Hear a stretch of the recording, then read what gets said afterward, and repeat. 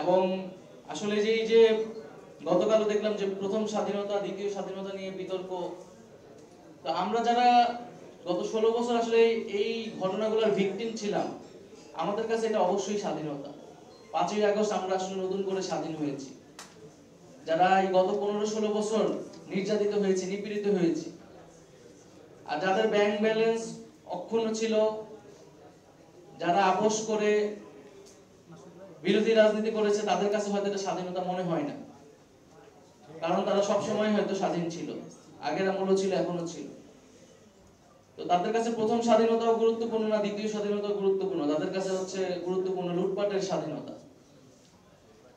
তো গত 16 বছরের 15 বছরের যে সকল নির্যাতিত মানুষ, যারা নির্যাতিত হয়েছে, সেটা বিভিন্ন রাজনৈতিক দলের কর্মী থেকে শুরু করে নেতারা যারা রয়েছেন, সাধারণ মানুষ এবং বিভিন্ন সামাজিক বা ছাত্র আন্দোলনে নিপীড়ন চলেছে। আমরা মনে করি যে গত 16 বছরের এই নির্যাতিত যে পরিবারগুলো রয়েছে, যে শক্তিগুলো রয়েছে, এই শক্তিগুলো আমাদের সবসময় ঐক্যবদ্ধ থাকা প্রয়োজন।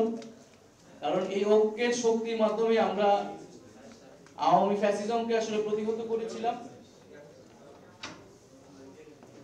আমরা মনে করি যে জুলাই গণ অভ্যুত্থানের মধ্য দিয়ে আমরা কি স্বাধীন সার্বভৌম পররাষ্ট্রনীতির সম্ভাবনা তৈরি হয়েছে বাংলাদেশে, এবং বাংলাদেশ একটি ভারসাম্যপূর্ণ মর্যাদা ভিত্তিক একটা পররাষ্ট্রনীতি মাধ্যমে পরিচালিত হবে, যেখানে দেশের জাতীয় স্বার্থ এবং জনগণের স্বার্থই প্রধান হিসেবে বিবেচিত হবে। সেই স্বার্থের ভিত্তিতে আমরা যে কোনো দেশের সাথে সম্পর্ক স্থাপন করতে চাই।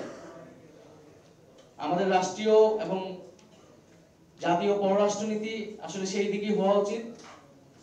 গত 16 বছরের যে আমাদের নতজানু অবস্থা থেকে আমাদের বের হয়ে এসেছি 5ই আগস্ট, এবং সেটা যাতে অক্ষুণ্ণ থাকে, ধারাবাহিকতা থাকে। সামনের দিনগুলোতে যেই সরকারে আসুক না কেন, একটা দেশের সরকার পরিবর্তন হয়, কিন্তু পররাষ্ট্রনীতি কিন্তু সহজে পরিবর্তন হয় না, কারণ এটা রাষ্ট্রের সাথে সম্পর্কিত, জনগণের সাথে সম্পর্কিত। কিন্তু আমরা দেখেছি যে আমাদের সরকার পরিবর্তনের সাথে, দলের পরিবর্তনের সাথে আমাদের পররাষ্ট্রনীতিও পরিবর্তন হয়ে যায়।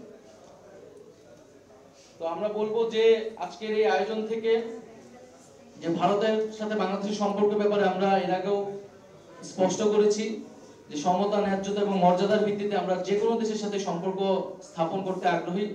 ভারত প্রতিবেশী দেশ হিসেবে ভারতের সাথে আমাদের সেই ঐতিহাসিক, সাংস্কৃতিক এবং অর্থনৈতিক সম্পর্ক রয়েছে। আমরা সেটাকে কন্টিনিউ করতে চাই, বাংলাদেশ সেটা কন্টিনিউ করবে, এটা আমাদের প্রত্যাশা থাকবে, কিন্তু অবশ্যই সেটা সমতা এবং ন্যায্যতার ভিত্তিতে। বাংলাদেশে গত 54 বছর ধরে আমরা দেখেছি যে সীমান্ত হত্যা একটা গুরুতর মানবাধিকার লঙ্ঘন হিসেবে পুরো আন্তর্জাতিক মহলে বিবেচিত হয়ে এসেছে, কিন্তু এই সমস্যার কোনো সমাধান আজ তো হয়নি। আমরা দেখেছি যে বাংলাদেশের সাথে ভারতের যে নদী বন্টন, নদীর পানি বন্টন নিয়ে বিবাদ রয়েছে, সেখানে বাংলাদেশ ন্যায্য হিস্সা পায় না। তো ভারতকে বাংলাদেশের সাথে যদি সত্যিকার অর্থে একটি বন্ধুত্বপূর্ণ গণতান্ত্রিক সম্পর্ক স্থাপন করতে হয়, তাহলে অবশ্যই বাংলাদেশের যেটা হিস্সা, জনগণের যেটা প্রাপ্য, সেই প্রাপ্য বুঝিয়ে দিতে হবে।